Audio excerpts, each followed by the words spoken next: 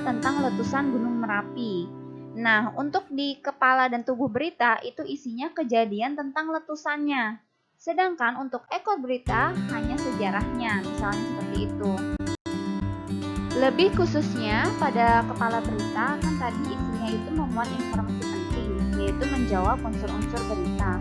Nah, kalau di kepala berita, unsur-unsur beritanya bisa menjawab apa, di mana, kapan, maupun siapa. Dan dalam susunan penulisannya itu lebih variatif. Artinya, dalam penulisannya itu bisa menjawab apa terlebih dahulu, atau bisa menjawab di mana terlebih dahulu, atau juga bisa menjawab kapan terlebih dahulu, atau menjawab siapa terlebih dahulu. Jadi tidak harus urut ya. Sedangkan untuk tubuh berita itu memuat unsur beritanya dengan menjawab bagaimana ataupun mengapa. Sampai di sini paham ya tentang struktur teks berita. Materi yang akan kita bahas selanjutnya yaitu kaidah kebahasaan teks berita. Kaidah kebahasaan teks berita itu ada 6. Yang pertama, teks berita harus menggunakan bahasa yang baku. Yang kedua, teks berita menggunakan kalimat langsung untuk mengutip pernyataan dari narasumber. Yang ketiga, teks berita menggunakan konjungsi atau kata penghubung bahwa. Yang keempat, teks berita menggunakan kata atau kalimat keterangan waktu. Yang kelima, teks berita menggunakan konjungsi temporal dan kronologis. Serta yang keenam atau yang terakhir, teks berita menggunakan kata kerja mental. Kita bahas satu persatu dulu ya. Kita mulai dari kaidah kebahasaan bahasa baku. Jadi, teks berita itu harus menggunakan bahasa baku. Maksudnya, teks berita itu harus menggunakan bahasa resmi atau bahasa formal yang kata-katanya sesuai dengan Kamus Besar Bahasa Indonesia atau biasa kita sebut dengan KBBI. Dan ejaannya pun harus berpedoman pada PUEB atau Pedoman Umum Ejaan Bahasa Indonesia. Namun ada pengecualiannya nih. Untuk di teks berita kan ada juga penulisan kutipan. Nah, jadi penulisan kutipan itu boleh menggunakan bahasa yang tidak baku ya. Kenapa? Karena tidak semua narasumber menggunakan bahasa baku. Ingat ya, ketika diwawancarai, tidak semua narasumber berbicara bahasa baku. Sehingga diperbolehkan untuk menulis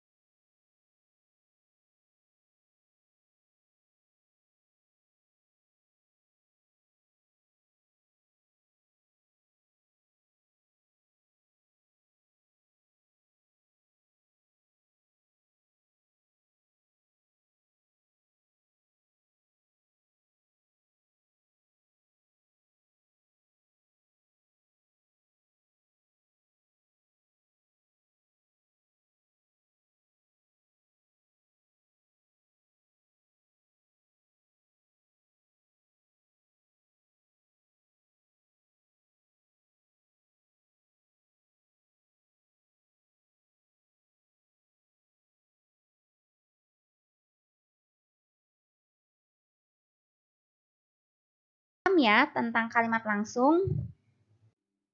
Selanjutnya,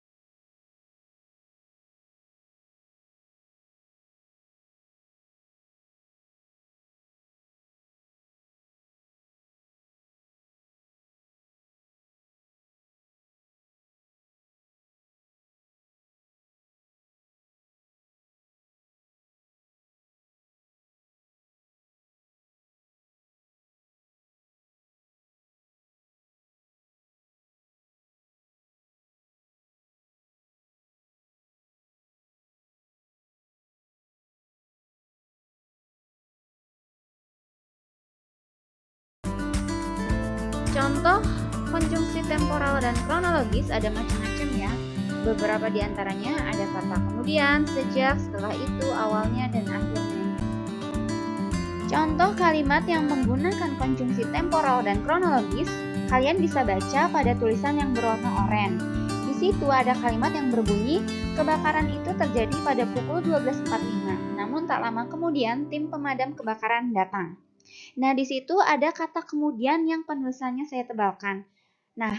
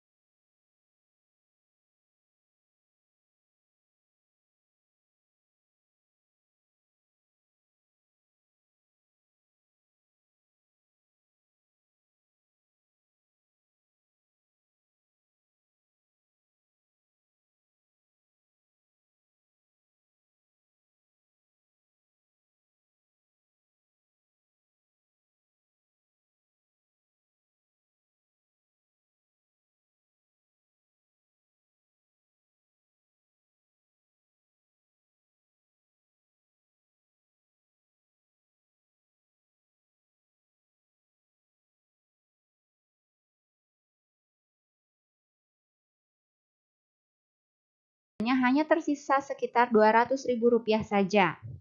Pernah saldo di ATM-ku hanya Rp200.000, kata Denada dalam vlog di akun YouTube miliknya, Senin 20 bulan 7.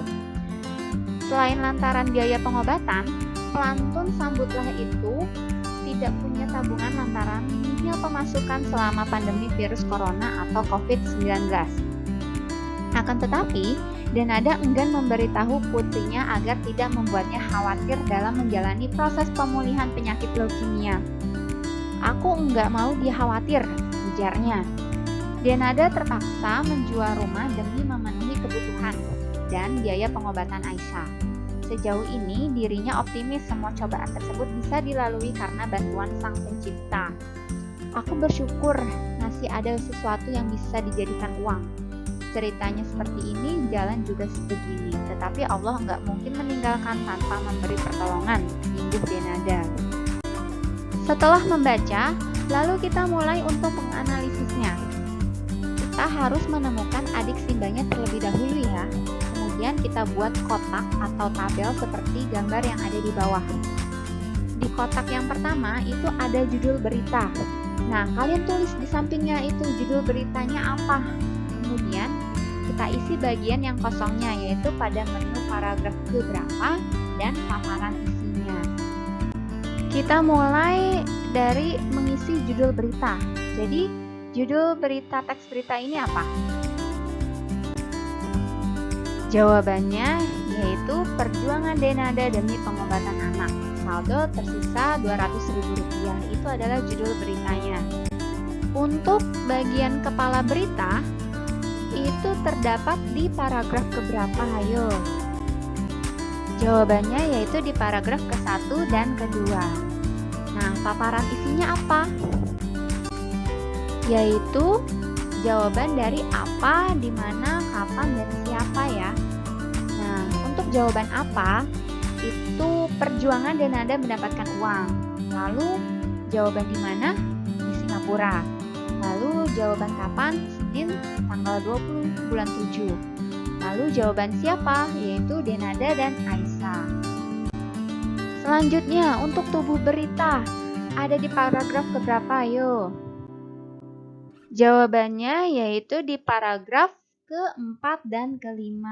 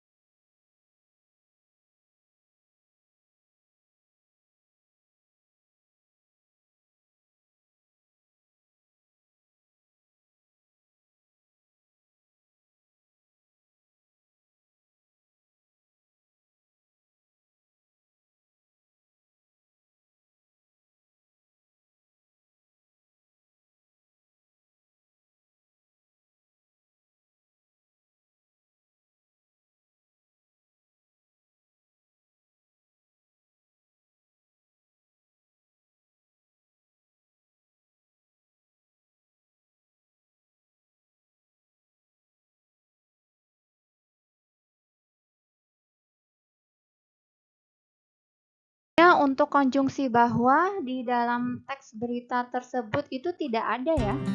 Seharusnya ada konjungsi bahwa.